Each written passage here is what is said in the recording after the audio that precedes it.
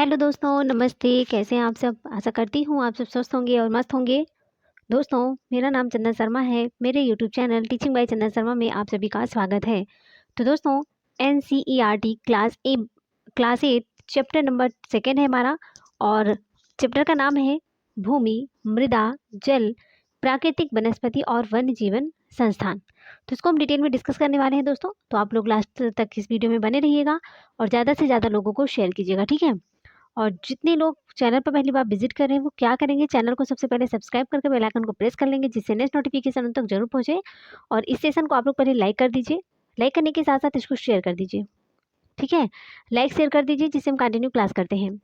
बहुत important class है दोस्तों ये, सुपर टेट के लिए, UP TET, super TET and BPSC 4.0, BPSC 4.0 सबके लिए रामबाण क्लास है। तो आप लोग इस क्लास को, इस सेशन को लेना बिल्कुल मत भूलिए दोस्तों, क्योंकि एनसीईआरटी सीरीज चल रही है। और क्लास 6 को हमने फिनिश कर दिया है, 7 को भी हमने फिनिश कर दिया है, क्लास 8 को हमने स्टार्ट कर दिया है। तो आज चैप्टर नंबर 2 भी हमारा फिनिश होने वाला है, ठीक है। चलिए, तो हम लोग चलते अपने अपनी थ्योरी क्लास की तरफ। तो यहाँ पर देख सकते हो दोस्तों, अध्याय दूसरा है भूमि, मृदा, जल, वनस्पति और वन्य जीवन संस्थान। इसको हम डिटेल में डिस्कस करेंगे। अगर आपको पीडीएफ की आवश्यकता है दोस्तों तो आप हमारे व्हाट्सएप नंबर पर मैसेज कर दीजिएगा, हम वहीं पर आपको पीडीएफ प्रोवाइड कर देंगे, ठीक है। चलिए, तो यहाँ पर देख सकते हो, बहुत अच्छी नोट्स है दोस्तों। अगर आप पूरी क्लास लेने के बाद आप कहोगे ना कि मज़ा आ गया, और आप इसकी डिमांड बहुत करने वाली हो, मुझे पता है क्योंकि इसको हमने ना बहुत अच्छे से इसको हमने कर रखा है। तो आप लोग इसको ज़रूर लीजिएगा। देखिए, यहाँ पर बात करते हैं भूमि, मृदा, जल, वनस्पति और वन्य जीवन संसाधन के बारे में, ठीक है। देखिए, विश्व की 90% जनसंख्या भूमि क्षेत्र के 30% भाग पर ही रहती है। कितनी? तो विश्व की 90% जो जनसंख्या है वो भूमि क्षेत्र के 30% भाग पर ही रहती है। शेष जो 70% भूमि पर या तो विरल जनसंख्या है या फिर निर्जन है। तो कितने प्रतिशत भूमि पर लोग रहते हैं? 30%। और 70% भूमि दोस्तों ऐसी है, या तो वहाँ पर विरल जनसंख्या है या तो वहाँ पर निर्जन है, ठीक है। चलिए, अब हम बात करते हैं भूमि के बारे में। ये भूमि क्या होता है? काफ़ी बच्चों के दिमाग में होता है भूमि क्या होता है। तो चलिए हम भूमि को देख लेते हैं। सभी महत्वपूर्ण प्राकृतिक संसाधनों में भूमि भी शामिल है ना। सभी महत्वपूर्ण प्राकृतिक संसाधनों में भूमि भी शामिल है। भूपृष्ठ के कुल क्षेत्रफल 30% भाग भूमि है। यही नहीं, थोड़े से प्रतिशत के भी सभी भाग आवास योग्य नहीं है, ठीक है। तो मतलब कि देखिए दोस्तों, भूपृष्ठ के कुल क्षेत्रफल 30% भाग जो है वो भूमि है। यही नहीं, इस थोड़े से प्रतिशत के सभी भाग जो है वो आवास योग्य नहीं है। इस 30% में ही आवास योग्य सारी भूमि नहीं है, ठीक है। चलिए आगे देखते हैं कि भूमि और जलवायु के भिन्न भिन्न लक्षणों के कारण विश्व के विभिन्न भागों में जनसंख्या का वितरण असमान पाया जाता है। जैसे ऊबड़ खाबड़ स्थलाकृतियां हैं, कहीं पर पर्वतों की तीव्र ढाल है, कहीं पर मरुस्थल है, कहीं पर सघन है तो कहीं पर विरल क्षेत्र है।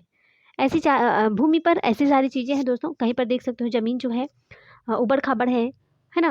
ऊबड़ खाबड़ उसकी स्थलाकृतियां हैं। कहीं पर देखिए तो पर्वतों की जो तीव्र ढाल है ना। और कहीं पर मरुस्थल है, कहीं पर सघन है और कहीं पर विरल क्षेत्र है। कहीं पर सघन क्षेत्र है और कहीं पर विरल क्षेत्र है। चलिए अब हम बात करते हैं भूमि उपयोग के बारे में। किसके बारे में? भूमि उपयोग। देखिए दोस्तों, भूमि का जो उपयोग है वो विभिन्न कार्यों के लिए किया जाता है, जैसे कि कृषि के लिए, वानिकी के लिए, खनन के लिए, सड़क उद्योग के लिए, है ना। तो भूमि का जो उपयोग होता है विभिन्न कार्यों के लिए किया जाता है। कौन कौन से? कृषि के लिए, वानिकी के लिए, खनन, सड़क और उद्योग, ठीक है। चलिए आगे देखते हैं। भौतिक कारकों के द्वारा निर्धारित किया जाता है, जैसे स्थलाकृति, मृदा, जलवायु, खनिज, जल की उपलब्धता। मानवीय कारक द्वारा भूमि का उपयोग प्रतिरूप के महत्वपूर्ण निर्धारक हैं, जैसे कि जनसंख्या हो गया, प्रौद्योगिकी। निजी भूमि व्यक्तियों के स्वामित्व में होती है। सामुदायिक भूमि समुदाय के स्वामित्व में होती है। जनसंख्या बढ़ने, कृषि योग्य भूमि का विस्तार, भूसंकलन, मृदा अपरदन, मरुस्थलीकरण पर्यावरण के लिए प्रमुख खतरा है ना दोस्तों। जनसंख्या बढ़ने, कृषि योग्य भूमि का जो विस्तार है, भूस्खलन है ना, मृदा अपरदन, मरुस्थलीकरण, पर्यावरण के प्रमुख ये सारे खतरा हैं, है ना। कहीं कहीं पर देख सकते हो ना भूस्खलन आता है, तो वहाँ पर ये सारी चीज़ें तो पर्यावरण के लिए तो खतरा है। चलिए अब हम बात करने वाले हैं दोस्तों भूमि संसाधन का संरक्षण। भूमि संसाधन का संरक्षण, देखिए भूमि संसाधन का जो संरक्षण होता है, इसके अंतर्गत हम पढ़ने वाले हैं दोस्तों कि बढ़ती जनसंख्या तथा इसकी बढ़ती मांगों के कारण वन भूमि और कृषि योग्य भूमि का बड़े पैमाने पर विनाश हुआ है। इससे इस प्राकृतिक संसाधन के समाप्त होने का डर पैदा हो गया है। इसलिए वन रोपण, रासायनिक कीटनाशकों और उर्वरकों के विनियमित उपयोग तथा अतिचारण पर रोक आदि भूमि संरक्षण के लिए प्रयुक्त कुछ सामान्य तरीके हैं। अब हम पहले बात करने वाले हैं दोस्तों मृदा के बारे में। किसके बारे में? मृदा के बारे में। ठीक है, चलो देख लेते हैं मृदा के बारे में। पृथ्वी के पृष्ठ पर दानेदार कणों के आवरण की पतली परत मृदा कहलाती है। पृथ्वी के पृष्ठ पर दानेदार कणों के आवरण की पतली परत क्या कहलाती है? मृदा कहलाती है। तो अगर आपसे कोई पूछेगा मृदा, व्हाट इज मृदा, व्हाट इज सॉइल, है ना, तो आपको क्या बताना है? पृथ्वी के पृष्ठ पर दानेदार कणों के आवरण की जो पतली परत होती है उसको क्या कहते हैं? मृदा कहते हैं। यह भूमि से निकटता से जुड़ी हुई है। स्थल रूप मृदा के प्रकार को निर्धारित करते हैं। मृदा का निर्माण चट्टानों से प्राप्त खनिजों और जैव पदार्थ तथा भूमि पर पाए जाने वाले खनिजों से होता है। यह अपक्षय की प्रक्रिया के माध्यम से बनती है। खनिजों और जैव पदार्थों का सही मिश्रण मृदा को उपजाऊ भी बनाता है। केवल 1 सेंटीमीटर मृदा को बनने में सैकड़ों वर्ष लग जाते हैं। कितना? तो 1 सेंटीमीटर मृदा को बनने में कितने वर्ष लग जाते हैं? सैकड़ों वर्ष लग जाते हैं। अब मृदा निर्माण के जो कारक हैं इसको देख लेते हैं। तो मृदा निर्माण के मुख्य कारक जनक सेल के स्वरूप और जलवायु कारक हैं। तो मृदा निर्माण के मुख्य कारक कौन कौन से हैं? एक तो है जनक सेल का स्वरूप है और दूसरा जलवायु कारक है। मृदा निर्माण के अन्य कारक स्थलाकृति है, जैव पदार्थों की भूमिका और मृदा के संगठन में लगा समय है। मृदा का निम्नीकरण, क्या दोस्तों? मृदा का निम्नीकरण, देखिए मृदा के निम्नीकरण के अंतर्गत हम देखने वाले हैं मृदा अपरदन और छीड़ता मृदा संसाधन के दो मुख्य खतरे हैं। तो मृदा संसाधन के दो मुख्य खतरे कौन कौन से हैं? एक है मृदा अपरदन और दूसरा है छीड़ता। ठीक है, मृदा अपरदन और छीड़ता ये मृदा संसाधन के दो मुख्य खतरे हैं। मानवीय और प्राकृतिक दोनों ही कारकों में मृदाओं का निम्नीकरण हो सकता है। मृदा के निम्नीकरण में सहायक कारक वनोन्मूलन, अतिचारण, रासायनिक उर्वरकों और कीटनाशकों का अत्यधिक उपयोग, वर्षा दोहन, भूस्खलन और बाढ़ हैं। ये सारी चीज़ें दोस्तों ये दोस्तों मृदा के निष्करण में सहायक कारक हैं, है ना। निष्क्रियकरण में जो सहायक कारक कौन कौन से हैं? वनोन्मूलन है, अतिचारण है, रासायनिक उर्वरक है, कीटनाशकों का अत्यधिक उपयोग है, वर्षा दोहन है और भूस्खलन और बाढ़ है। ये सारी चीज़ें हैं। चलिए आगे देख लेते हैं दोस्तों। अब हम यहाँ पर बात करने वाले हैं मृदा संरक्षण के उपाय के बारे में। किसके बारे में? अब मृदा संरक्षण के उपाय को भी तो सोचना होगा। आपको पता है ना कि जिस समय समस्या उत्पन्न होती है उसी समय समाधान भी उत्पन्न हो जाता है। तो मृदा संरक्षण की समस्याएं जो थी हमने वहाँ पर अभी डिस्कस किया। अब हम उसके उपाय जो हैं इसको भी देख लेते हैं कि मृदा संरक्षण के उपाय कौन कौन से हैं। देखिए सबसे पहले है मल्च बनाना। अब सबसे पहले आप लोग यही सोचते होंगे कि मल्च क्या होता है। तो देखिए दोस्तों मल्च का मतलब होता है मल्च क्या होता है? मल्च बनाना, देखिए हम इसको देखते हैं कि पौधों के बीच अनावरित भूमि जैव पदार्थ जैसे प्रवाल से ढक दी जाती है, इससे मृदा की आर्द्रता रुकी रहती है। इसी को कहते हैं मल्च बनाना। क्या कहते हैं? मल्च बनाना। मल्च बनाना का मतलब होता है कि पौधों के बीच अनावरित भूमि जैव पदार्थ जैसे प्रवाल से ढक दी जाती है, इससे मृदा की आर्द्रता रुकी रहती है। इसी को कहते हैं मल्च बनाना। अब हम बात करते हैं वेदिका फार्म। ऐसे ही क्वेश्चन पूछ लेंगे कि मल्च बनाना किसे कहते हैं, वेदिका फार्म किसे कहते हैं, या फिर समोच्च रेखीय जुताई किसे बोलते हैं, रक्षक मेखलाएं किसे बोलते हैं, चट्टान बांध किसे कहते हैं। तो वहाँ पर ऐसे क्वेश्चन पूछ लेंगे दोस्तों, तो इसलिए आपको अच्छे से डिटेल में पढ़ना है ना। डिटेल में आपको सारी क्लास को लेना है और एनसीईआरटी को ही फॉलो कीजिए। जैसा कि मैंने आपको बताया है 6 से 12 तक हम एनसीईआरटी को कंप्लीट करवाएंगे। क्लास 6 7 की एनसीईआरटी को हमने फिनिश कर दिया है और 8 की आज चैप्टर नंबर 2 है दोस्तों। और इसके बाद में 9 10 11 12 को हम डिस्कस करने वाले हैं। ठीक है, और इसके बाद में हम हिस्ट्री को कंटिन्यू स्टार्ट करेंगे। ज्योग्राफी खत्म करने के बाद हम हिस्ट्री को स्टार्ट करने वाले हैं और पूरा एनसीईआरटी। तो इसलिए आप लोग इस चैनल पर जुड़िए और अपने दोस्तों को भी जोड़िए, क्योंकि यहाँ पर अगर आप लोग सोच रहे हो कि सुपर टेट की तैयारी कहाँ से करूँ, बीपीएससी 4.0 की तैयारी कहाँ करूँ, आपको यूट्यूब पर बहुत सारी क्लासेस मिल जाएंगी और प्रैक्टिस सेट के माध्यम से, लेकिन थ्योरी बहुत कम आपको कोई प्रोवाइड करवाएगा। इसलिए मैं आपको बार बार सजेस्ट करती हूँ कि प्लीज़ आप इस चैनल को सब्सक्राइब कर लीजिए, अपने दोस्तों को शेयर कर दीजिए और लाइक भी कर दीजिएगा, ठीक है। चलिए, तो यहाँ पर हमने देखा कि मल्च बनाना किसे कहते हैं। अब देखते हैं वेदिका फार्म क्या होता है। देखिए, ये तीव्र ढालों पर बनाए, जो वेदिका फार्म होता है ये तीव्र ढालों पर बनाए जाते हैं ताकि सपाट सतह फसल उगाने के लिए उपलब्ध हो जाए। इससे पृष्ठीय प्रवाह और मृदा अपरदन क्या होता है वो कम हो जाता है। वेदिका फार्म दोस्तों जो होता है वो तीव्र ढालों पर बनाए जाते हैं। इससे यहाँ यही होता है ना कि सपाट सतह फसल उगाने के लिए उपलब्ध हो जाती है। इनसे पृष्ठीय प्रवाह और मृदा अपरदन कम हो सकता है। अब हम बात करते हैं समोच्च रेखीय जुताई के बारे में। किसके बारे में? समोच्च रेखीय जुताई। देखिए, समोच्च रेखीय जुताई के अंतर्गत यह एक पहाड़ी ढाल पर समोच्च रेखाओं के समानांतर जुताई ढाल से नीचे बहते जल के लिए प्राकृतिक अवरोध का निर्माण करती है। क्या करती है? प्राकृतिक अवरोध का निर्माण करती है। चलिए अब हम बात करते हैं रक्षक मेखलाएं के बारे में। ये रक्षक मेखलाएं क्या होता है? तो तटीय प्रदेशों और शुष्क प्रदेशों में पवन गति रोकने के लिए वृक्ष कतारों में लगाए जाते हैं ताकि मृदा आवरण का बचाया जा सके। तो रक्षक मेखलाएं आपने देखा होगा कि तटीय प्रदेशों और शुष्क प्रदेशों में पवन गति रोकने के लिए, कौन सी गति? पवन गति रोकने के लिए वृक्ष कतारों में लगाए जाते हैं ताकि मृदा आवरण को बचाया जा सके। इसी को कहते हैं रक्षक मेखलाएं। उम्मीद करती हूँ आपको अच्छे से समझ आ रहा होगा दोस्तों, और आप लोग एक एक पॉइंट को नोट डाउन कर लीजिएगा, है ना। चलिए, अब हम देखते हैं चट्टान बांध के बारे में। ये चट्टान बांध दोस्तों यह जल के प्रवाह को कम करने के लिए बनाए जाते हैं। चट्टान बांध को इसलिए बनाया जाता है कि जल के प्रवाह को कम करने के लिए यह नालियों की रक्षा करते हैं और मृदा क्षति को भी रोकते हैं। तो चट्टान बांध क्यों बनाया जाता है? चट्टान बांध इसलिए बनाया जाता है कि जल के प्रवाह को कम किया जा सके और नालियों की रक्षा हो सके और मृदा क्षति को रोका जा सके, इसीलिए चट्टान बांध का निर्माण किया जाता है। अब हम बात करेंगे, यहाँ तक तो हमने समझा मृदा के बारे में। किसके बारे में दोस्तों? मृदा के बारे में हमने समझा। अब हम समझेंगे जल के बारे में। किसके बारे में? जल के बारे में। चलिए जल के बारे में देख लेते हैं। जल क्या है? देखिए, ये जल जो है एक महत्वपूर्ण नवीकरणीय प्राकृतिक संसाधन है। क्या है? जल एक महत्वपूर्ण नवीकरणीय प्राकृतिक संसाधन है। भूपृष्ठ का 3/4 भाग जल से ढका है। कितना? 3/4 भाग। 3/4 जो भाग है वो जल से ढका है दोस्तों। लगभग 3.5 अरब वर्ष पहले जीवन आदि महासागरों में ही प्रारंभ हुआ था। आज भी महासागर पृथ्वी की सतह के 2/3 भाग से ढके हुए हैं। कितना? तो 2/3 भाग से ढके हुए हैं। महासागरों का जल कैसा है? तो लवणीय है और मानवीय उपभोग के लिए उपयुक्त नहीं है। महासागर का जल कौन पीता है? बहुत ही खारा है। सागर का जो जल है दोस्तों, महासागर का जल बहुत ही खारा है। उसको मानो जो है वो उसको मतलब कि जल को पी नहीं सकता, इतना ज़्यादा वो खारा है ना। चलिए आगे देखते हैं।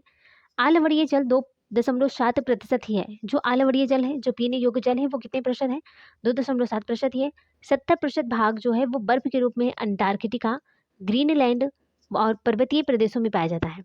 तो 70% जो भाग जल का है, देखिए आलवणीय जल तो 2.7% है। कितना है? 2.7% जल, 2.7% ही जल जो है वो आलवणीय है। कैसा है? आलवणीय है। बाकी जो 70% जो जल है वो बर्फ के रूप में, जैसे कि अंटार्कटिका है, ग्रीनलैंड है और पर्वतीय प्रदेशों में पाया जाता है।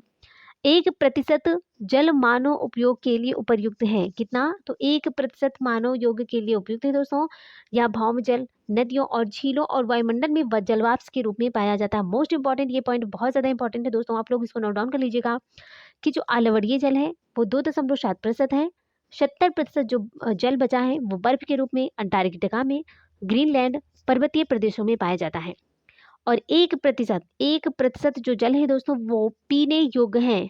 मानव उपयोग के लिए 1% जल है, उसमें से या भौम जल नदी और झीलों और वायुमंडल में जलवाष्प के रूप में पाया जाता है, वो 1% जल। तो सबसे ज़्यादा जल कहाँ पर है? 70% बर्फ के रूप में है, अंटार्कटिका में, ग्रीनलैंड है, पर्वतीय प्रदेशों में पाया जाता है। और 2.7% जो जल है वो आलवणीय जल है। और 1% जल कैसा है? तो 1% जल जो है वो मानव उपयोग के लिए उपयुक्त है। तो ये यहाँ पर ये पॉइंट बहुत ज़्यादा इंपॉर्टेंट है, आप लोग इसको नोट डाउन कर लीजिएगा। चलिए आगे देखते हैं। वर्ष 1975 में, ये भी इंपॉर्टेंट है, वर्ष 1975 में मानव उपयोग के लिए जल की खपत 3,850 घन किलोमीटर वर्ष थी, जो वर्ष 2000 में बढ़कर 6,000 घन किलोमीटर प्रति वर्ष से भी अधिक हो गई। यह टपकता नल एक वर्ष में 1200 लीटर जल व्यर्थ करता है। कितना? तो 1200 लीटर जो जल है उसको व्यर्थ करता है। वर्षा जल संग्रहण में औसतन 2 घंटे की वर्षा का एक दौर 8,000 लीटर जल बचने के लिए काफ़ी है। औसतन एक भारतीय नागरिक प्रतिदिन 135 लीटर जल का उपयोग करता है।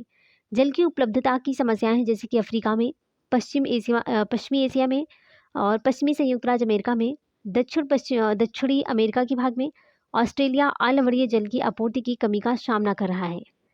तो ये सारे जो देश हैं, जैसे कि अफ्रीका है, पश्चिमी एशिया है, पश्चिमी संयुक्त राज्य अमेरिका है, दक्षिण अमेरिका है, ऑस्ट्रेलिया अम्लीय जल की आपूर्ति की कमी का सामना कर रहे हैं। ठीक है, तो ये भी इंपॉर्टेंट है दोस्तों। तो इसलिए लोग कहते हैं ना कि जल ही जीवन है। हमारी दादी लोग कहती थी ना कि जल को ज़्यादा व्यर्थ मत करो, जल ही जीवन है। देखिए पहले के ज़माने में होता था कि लोग मतलब कि एक बाल्टी पानी से नहा लेते थे, लेकिन आज क्या है, टोटी को स्टार्ट कर दे रहे हैं, वो चल रही है और लोग नहाते जा रहे हैं। तो पानी को बहुत ज़्यादा व्यर्थ किया जा रहा है ना प्रेजेंट टाइम में। लोगों की उपयोगिता जितनी बढ़ती जा रही है उतना ही ज़्यादा क्या कहा जाए। वैसे एक लोगों की सोचने से एक लोग अगर सोचेंगे तो जल को बचाया जा सकता है ना, क्योंकि फ्यूचर में जो देश जल की कमी का सामना कर रहा है वो भारत ना करे। इसलिए भारत में भी ऐसी कई जगह है जहाँ पर जल की कमी है, तो इसलिए सबको समझना चाहिए एक एक बूंद जल की महत्वता बहुत है दोस्तों, है ना। चलिए आगे देखते हैं। देखिए एनसीईआरटी बुक में ऐसी मतलब इतनी इंपॉर्टेंट चीज़ें लिखी होती है दोस्तों, इतनी इंपॉर्टेंट चीज़ें लिखी होती हैं, लोग इसको मतलब कि अगर समझो ना, एनसीईआरटी बुक पढ़ने का मज़ा ही कुछ अलग है। इसमें से एक एक पॉइंट बहुत ज़्यादा इंपॉर्टेंट है और इसको पढ़ लो, उसके बाद में यकीन मानिए कि आप कोई भी कंपटीशन एग्जाम दे रहे हो ना, 100% आपका क्वालिफाई होगा, 100% क्वालिफाई हो जाएगा। इसलिए आप लोग प्लीज़ एनसीईआरटी को ही फॉलो कीजिए। आयोग देखिए यूपी का जो आयोग बना है ये भी क्वेश्चन पूछेगा तो एनसीईआरटी बुक से ही पूछेगा, और क्वेश्चन का लेवल दोस्तों इजी नहीं होने वाला है, इजी तो बिल्कुल नहीं होगा। इसलिए आप लोग थ्योरी पढ़िए पहले, है ना। जो समय लास्ट में बचेगा आप प्रैक्टिस दबा के करिएगा, लेकिन अभी तो समय है ना आपके पास, तो आप थ्योरी को ज़रूर पढ़ते रहिए। क्या करिए आप लोग, थ्योरी कंटिन्यू पढ़ते रहिए हर एक सब्जेक्ट का। सीडीपी हो गया, हिंदी है, जीके जीएस है ना, हर एक सब्जेक्ट को आप थ्योरी पढ़िए पहले। थ्योरी पढ़ोगे तभी आपको अच्छे से सारी चीज़ें समझ में आएगी। ये नहीं कि आप पीवाई के क्वेश्चन उठा लिया फटाफट से रटते चले जा रहे हो, इससे आपका कॉन्सेप्ट क्लियर नहीं होगा। आपको कॉन्सेप्ट क्लियर करना है तो आपको थ्योरी क्लासेस पढ़ना होगा, है ना। और थ्योरी पढ़ने के बाद में मैं यही कहूँगी कि आप सेल्फ स्टडी करो। सेल्फ स्टडी बहुत ही बेस्ट स्टडी है दोस्तों, ठीक है। तो आप लोग सेल्फ स्टडी कीजिए और बुक से पढ़िए, है ना। जो भी आपके पास संसाधन है उसको आप यूज करिए। ये नहीं कि आप ऑनलाइन कोर्स ले लिए तो उसी में दिन रात मस्त हो, ऐसे नहीं करना। आपको सेल्फ स्टडी करना, बुक से पढ़ाई करिए। चलिए, तो यहाँ पर हम देखेंगे दोस्तों, तो ये पॉइंट और ये पॉइंट, ये तीनों पॉइंट बहुत ज़्यादा इंपॉर्टेंट है। ओके, चलिए अब हम देखते हैं प्राकृतिक वनस्पति और वन्य जीवन। किसके बारे में? प्राकृतिक वनस्पति और वन्य जीवन के बारे में। देखिए पहला है कि प्राकृतिक वनस्पति और वन्य जीवन। देखिए प्राकृतिक वनस्पति और वन्य जीवन केवल स्थलमंडल, जलमंडल और वायुमंडल के बीच जुड़े एक सक्रिय क्षेत्र में ही पाए जाते हैं, जिसे हम जैवमंडल कहते हैं। तो दोस्तों जैसे ही हमारा जैवमंडल है, ये क्या है? जैवमंडल है, ठीक है। ये जैवमंडल है, ये स्थलमंडल है, जलमंडल है, वायुमंडल है ना। स्थल, जल, वायुमंडल, ये सब के बीच में जुड़ा है, ये है जैवमंडल है। अब समझ में आ गया? ये जैव है, स्थल, जल, वायु, है ना। चलिए, तो यहाँ पर हमने देखा है प्राकृतिक वनस्पति और वन्य जीवन के बारे में। किसके बारे में? प्राकृतिक वनस्पति और वन्य जीवन के बारे में, ठीक है दोस्तों। तो यहाँ पर प्राकृतिक वनस्पति और वन्य जीवन केवल स्थलमंडल, जलमंडल और वायुमंडल के बीच जुड़े एक सक्रिय क्षेत्र में ही पाए जाते हैं, जिसे हम जैवमंडल कहते हैं। हमने आपको बताया ना, जैवमंडल है, ये स्थलमंडल है, जलमंडल है और ये वायुमंडल है, ठीक है, क्लियर। चलिए अब हम बात करते हैं पारितंत्र के बारे में। ये पारितंत्र क्या होता है दोस्तों? तो देखिए जैवमंडल में सभी जीवित जातियां जीवित रहने के लिए एक दूसरे से परस्पर कैसी हैं, संबंधित हैं और निर्भर रहती हैं। इसी को क्या कहते हैं? पारितंत्र कहते हैं। वनस्पति की बात करते हैं तो बहुमूल्य संसाधन है। पौधे हमें इमारती लकड़ी देते हैं, ऑक्सीजन उत्पन्न करते हैं और फल, गोंद, कागज प्रदान करते हैं। तो ये सारी चीज़ें वनस्पति हैं दोस्तों। वनस्पति क्या है? ये बहुमूल्य संसाधन है। पौधे इस हमें इमारती लकड़ी देते हैं। तो पौधे में क्या देते हैं? हमें इमारती लकड़ी देते हैं, ऑक्सीजन उत्पन्न करते हैं। तो वनस्पति क्या करते हैं? बहुमूल्य संसाधन है। पौधे हमें इमारती लकड़ी देते हैं दोस्तों, ऑक्सीजन उत्पन्न करते हैं और फल, गोंद, कागज प्रदान करते हैं। चलिए आगे देखते हैं दोस्तों। अब हम यहाँ पर बात करेंगे वन्य जीव के बारे में। किसके बारे में? वन्य जीव के। देखिए, जंतु, पक्षी, कीट और जलीय जीव आते हैं, उनसे हमें दूध, मांस, खाल और ऊन मिलता है। प्राकृतिक वनस्पति का वितरण। वनस्पति की वृद्धि मुख्य रूप से तापमान, आर्द्रता पर निर्भर करती है। विश्व की वनस्पति के मुख्य प्रकारों को 4 वर्गों में रखा जा सकता है, जैसे कि वन हो गया, घास स्थल, गुल्म और टुंड्रा। सदारहित वन की बात करते हैं तो भारी वर्षा वाले क्षेत्रों में विशाल वृक्ष उग सकते हैं। भारी वर्षा वाले क्षेत्रों में क्या होता है? विशाल वृक्ष उग सकते हैं। इसी को सदाहरित वन कहते हैं। तो आपको समझ में आ गया? अगर आपसे एग्जामिनर पूछेगा कि सदाहरित वन किसे कहते हैं, तो सदाहरित जो वन होता है दोस्तों, ये भारी वर्षा वाले क्षेत्रों में विशाल वृक्ष उग सकते हैं। ठीक है, चलो अब हम बात करते हैं पर्णपाती वन के बारे में। देखिए, पर्णपाती वन वहां पर उगते हैं जहाँ पर आर्द्रता कम होती है, वृक्षों का आकार और उनकी सघनता कम हो सकती है ना। पर्णपाती वन वहीं पर होते हैं जहाँ पर आर्द्रता कम होती है और वृक्षों का आकार और उनकी सघनता कम हो सकती है। घास स्थल की बात करते हैं तो सामान्य वर्षा वाले क्षेत्रों में छोटे आकार वाले वृक्ष और घास उगती है, जिससे विश्व के घास स्थलों का निर्माण होता है। वहीं पर घास स्थल होता है। बात करते हैं गुल्म के बारे में तो कम वर्षा वाले शुष्क प्रदेशों में कटीली झाड़ियां और गुल्म उगते हैं। टुंड्रा की बात करते हैं तो शीत ध्रुवीय प्रदेशों की टुंड्रा वनस्पति में मांस और लाइकेन सम्मिलित होते हैं। क्या होते हैं? मांस और लाइकेन सम्मिलित होते हैं, वहीं पर टुंड्रा होती है। अब हम बात करेंगे दोस्तों प्राकृतिक वनस्पति और वन्य जीवन का संरक्षण। देखिए, वन हमारी संपदा है, पौधों जंतुओं को आश्रय प्रदान करते हैं, साथ ही पारितंत्र को भी अनुरक्षित रखते हैं। जलवायु में परिवर्तन और मानव हस्तक्षेप के कारण पौधों और जंतुओं के प्राकृतिक आवास नष्ट हो सकते हैं। बहुत सी जातियां असुरक्षित और संकटापन्न भी हैं और लुप्त होने के कगार पर भी हैं। सही बात है। इसलिए राष्ट्रीय उद्यान, वन्य जीव अभ्यारण्य, जैव मंडल निश्चय हमारी प्राकृतिक वनस्पति और वन्य जीवन को सुरक्षित रखने के लिए बनाए जाते हैं। तो ये सारी चीजें, ये पॉइंट बहुत ज्यादा इंपॉर्टेंट है दोस्तों, प्राकृतिक वनस्पति और वन्य जीवन का संरक्षण, है ना। ये पॉइंट बहुत ज़्यादा इंपॉर्टेंट है। और यहाँ पर ये इंपॉर्टेंट है, राष्ट्रीय उद्यान देख लेते हैं। वर्तमान और भविष्य की पीढ़ी के लिए एक या एक से अधिक पारितंत्रों की पारिस्थितिक एकता की रक्षा के लिए नामित किया गया प्राकृतिक क्षेत्र है, जो ये राष्ट्रीय उद्यान होते हैं ना, है ना। अब हम बात करेंगे जैवमंडल निश्चय के बारे में। देखिए, यहाँ क्या है? यह वैश्विक नेटवर्क द्वारा जुड़े रक्षित क्षेत्रों की एक श्रृंखला है, जिसे संरक्षण और विकास के बीच संबंध को प्रदर्शित करने के इरादे से बनाया गया है। एक अंतर्राष्ट्रीय परिपाटी CITES की स्थापना की गई प्राणियों और पक्षियों के संरक्षण के लिए है। तो SITES की स्थापना क्यों किया गया है? क्योंकि प्राणियों और पक्षियों के संरक्षण के लिए एक अंतर्राष्ट्रीय परिपाटी CITES की स्थापना की गई है। तो ये बहुत ज़्यादा इंपॉर्टेंट है, एग्जामिनर क्वेश्चन पूछ लेगा और आप लोग आंसर नहीं दे पाओगे।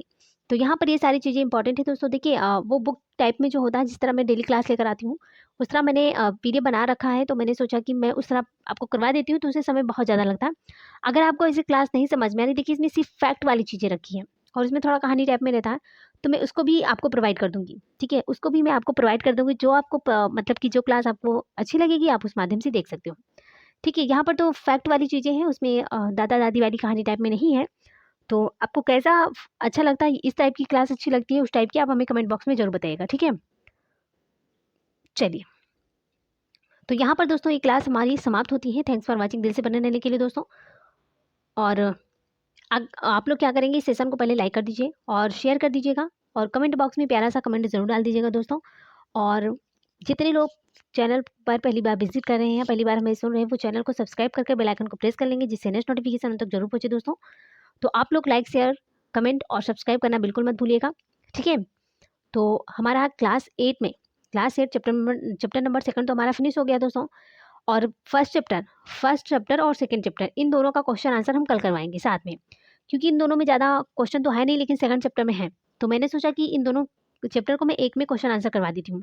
तो कल मैं इन दोनों चैप्टर्स के क्वेश्चन आंसर लेकर आऊँगी और आप लोग देख सकते हो कि जो मैंने थ्योरी पढ़ा है उसी टाइप। देखिए, थ्योरी पढ़ने के जस्ट बाद अगर क्वेश्चन आंसर करोगे ना, तब आपको हर चीज़ें समझ में आ जाएगी कि क्वेश्चन कैसे पुटअप, क्वेश्चन कैसे बनता है। थ्योरी हमने जहाँ से पढ़ा है, क्या वहाँ से क्वेश्चन बनता है, तो आपके वहाँ पर डाउट क्लियर हो जाएंगे। तो कल आपकी पूरी अच्छे से डाउट क्लियर हो जाए, क्योंकि मैं कल लेकर आऊँगी आप लोगों के लिए PYQ क्वेश्चन। क्या लेकर आएंगे दोस्तों? PYQ क्वेश्चन लेकर आएंगे, इन दोनों सब्जेक्ट, हाँ, इन दोनों चैप्टर से। एक संसाधन से और दूसरा है भूमि, मृदा, जल, प्राकृतिक वनस्पति और वन्य जीवन संसाधन। ठीक है। अब जैसे कि इसी चैप्टर से ऐसा क्वेश्चन पूछ लिया जाएगा कि पहाड़ी ढालों पर मृदा अपरदन को रोकने के लिए निम्न में से कौन सी विधि सबसे उपयुक्त है? बताइए, ऑप्शन दे रहे हैं समोच्च रेखीय जुताई, रक्षक मेखला, मल्चिंग बिन या फिर इनमें से कोई नहीं। हमने आपको पढ़ाया है, हमने समोच्च रेखीय जुताई भी पढ़ाया है, रक्षक मेखला भी पढ़ाया है और मल्चिंग विधि को भी बताया है मल्च बनाना हमने इसको बताया ना। तो आपको बताना है, क्वेश्चन फिर से सुन लीजिए दोस्तों, क्वेश्चन आपको फिर से सुनना है। क्वेश्चन सुन लीजिए दोस्तों, क्वेश्चन ये है, पहाड़ी ढालों पर मृदा अपरदन को रोकने के लिए निम्न में से कौन सी विधि सबसे उपयुक्त है? पहाड़ी ढालों पर मृदा अपरदन को रोकने के लिए निम्न में से कौन सी विधि सबसे उपयुक्त है? समोच्च रेखीय जुताई होगा, सेकंड है रक्षक मेखला, थर्ड है मल्चिंग विधि या फिर इनमें से कोई नहीं। आपको इसका रिप्लाई जरूर दीजिएगा, ठीक है। बाकी कल मैं क्वेश्चन आंसर लेकर आऊँगी, कल मैं क्वेश्चन आंसर लेकर आऊँगी आप लोगों के लिए 2 चैप्टर्स के, इकट्ठा लेकर आऊँगी 2 चैप्टर के, तो आप लोग अच्छे से देख लीजिएगा, थ्योरी पढ़ लीजिए, कल मैं क्वेश्चन आंसर लेकर आऊँगी, ठीक है। क्योंकि अगर क्वेश्चन आंसर भी लेकर आई थी तो क्लास बहुत ज़्यादा लेंदी हो जाती है, और आप हमारे चैनल पर देख सकते हो बहुत ही लेंदी क्लास नहीं है, ज़्यादा से ज़्यादा 30 मिनट के अबव ही रहती है, ठीक है। चलिए, तो इसी के साथ दोस्तों हम मिलेंगे नेक्स्ट वीडियो में, तब तक के लिए bye bye, take care, see you.